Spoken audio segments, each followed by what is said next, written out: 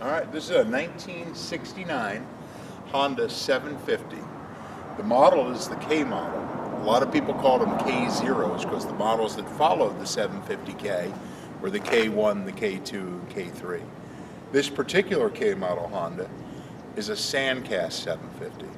And what the expression Sandcast means is the very first Honda 750s that were produced, the engine case, the engine block, was poured from a bucket of molten metal into a mold of sand. The later 750s were die injected, where metal under high pressure was forced into a mold to create it. The easiest way to spot a K0 750 is the fins on the side covers.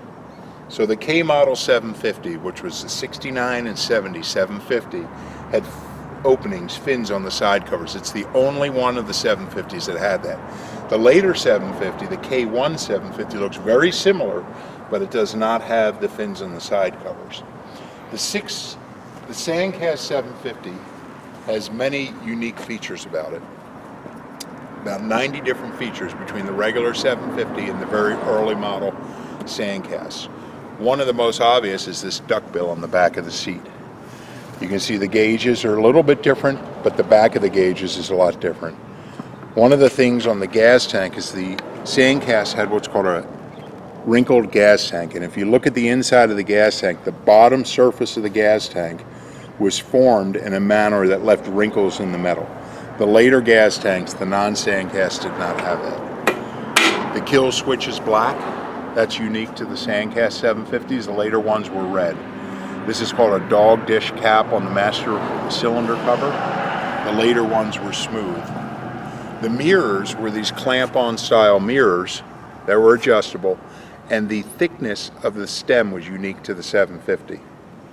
The front fender has a cut edge as opposed to a rolled edge like the side. That was unique to the 750 Sandcast. The master cylinder, or the brake caliper, was a little bit different. This fin in the middle here is shaped different on the Sandcast 750s. Now, many of the Sandcast 750s have an oil filter cover, that does not have fins. They were smooth. This is a very late model Sandcast. This was produced towards the very end of the Sandcast model, and it did come with a finned oil filter cover. The exhaust system is an HM300 model exhaust. However, the part number is not stamped in the exhaust pipe. Normal HM300 pipes had the part number stamped in them. The Sandcast 750s have 4 individual throttle cables, one to each of the 4 carburetors.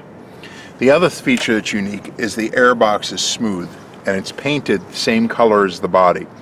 The later model 750s had a airbox that had vertical fins in it, and they were painted black. They weren't painted body color. Some of the things that you cannot see is that the tail light is attached with 2 bolts on the Sandcast, and the regular production 750 had 3 bolts holding the tail light on. The seat has this duckbill on the back, but one of the other features is the red foam, and the number of holes in the seat pan was unique to the 750. This has the original red foam in it as it came from the factory. The exhaust heat shields were painted silver. They were painted this gray color. They were not chrome as the other ones, and the chain guard was shorter. After the Sandcast, the chain guard extended further to keep the oil from flinging up onto the back of the fender and the back of the rider's jacket or shirt. The gauges are slightly different.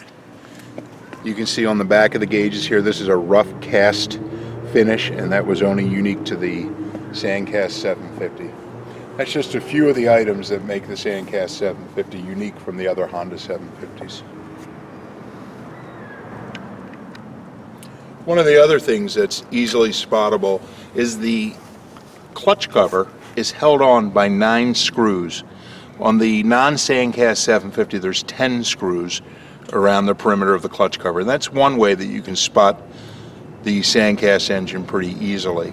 The rear bracket here that holds the shock absorber, it's a welded gusset to the frame. That's a little bit different on the Sandcast than it is on the normal production 750. There's some internal engine differences that make the Sandcast unique. And on the exterior, they're the easiest things to spot, although I'm sure there's a few items that I'm missing right now, but that's the bulk of the exterior features of a Sandcast that are easy to spot from a regular 750. All of these switch housings here are kind of a little bit unique to the 750. These originally, the master cylinder here, the light switch housing, this light housing, switch housing, were anodized dark, and you can see here this is the original anodized color, but this plastic rubber cover has shielded this from the sunlight. These have faded in the sunlight, but this is the original gear that belongs on this bike. There is a unique feature in somewhere in the light switch. There's an on or off that's not on this Sandcast 750. I'm not sure of that feature. One of the features also is many of the fasteners on the bike. Here's the easiest way to see it. The head has a number 8 stamped on the bolt. That's kind of a Sandcast feature. And the shape of the number 8 is different than the later fasteners. The later fasteners, the top and the bottom circle of the 8 are equal in size, whereas on these number 8 fasteners, the bottom of the 8 has a bigger circle.